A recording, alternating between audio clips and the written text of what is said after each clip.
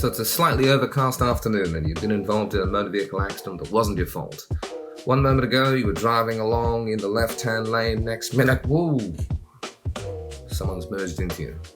You pull over, you get out of the car, you start looking at each other, and off in the distance you hear the sirens approaching as the highway patrol officer that was keenly trying to get his quota for speeding infringements is now approaching to help you with your situation. Later on, you find there was a police report.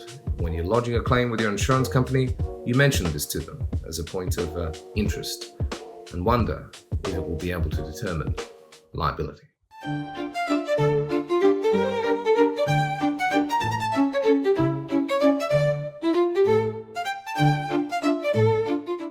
Hi, thanks for stopping by. I'm Kashmir Z, here as always talking about claims.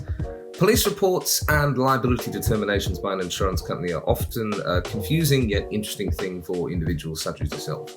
If you weren't at fault, you'll probably contact your insurance company after the fact and state, listen, I know I'm not at fault. There's a police report that can testify to that. The police attended the scene, everything was recorded. However, when you actually get into the nuances of a police report, there's not a liability determination that is actually made in one.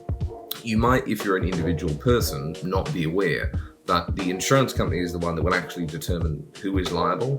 The police will simply report the facts as they saw them in the format that their report details.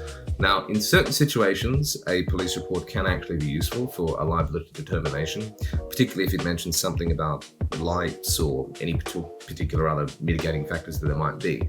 However, in terms of what happened, in terms of what vehicle did what and what vehicle may have not done something is not necessarily going to be recorded in the report. The police will write a report in the fashion that they understand it, but they cannot state as fact that this was this or this was that because they did not actually see it. They can simply collate the facts, just the facts, man, as they're told. Now, this is not to say that a police report can't be useful under certain circumstances, it definitely can.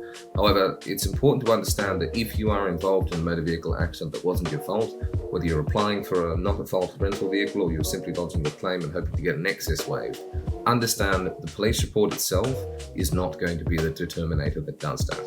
Some people get frustrated about that. The police are, of course, the police. Wonderful people. They will attend, they will assist, they will write things factually, and they probably have an understanding of what happened in the incident. But that decision is ultimately going to be made to and by the insurance companies of the parties involved in the actual accident. If you are making your claim, be it for not a fault rental vehicle or simply making a claim to your insurance company for the accident and there is a dispute, it's probably not going to be, I'm not going to say not always, but it probably won't be the police report itself that will be the determining factor as to what the insurance company decides so far as liability is concerned.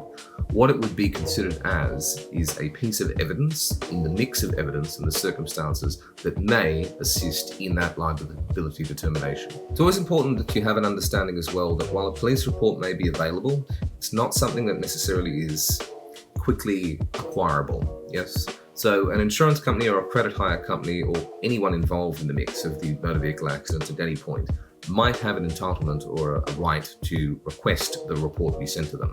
However, there's a procedure in place. First of all, you have to have a need to have it. So the insurance company can request it, credit hire company can probably request it as well.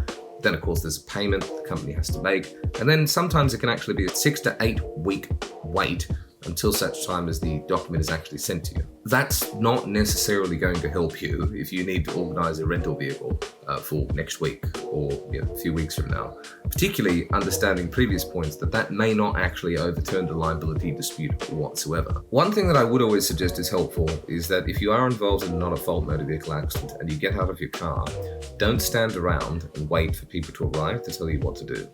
There are two kinds of police that will attend an accident.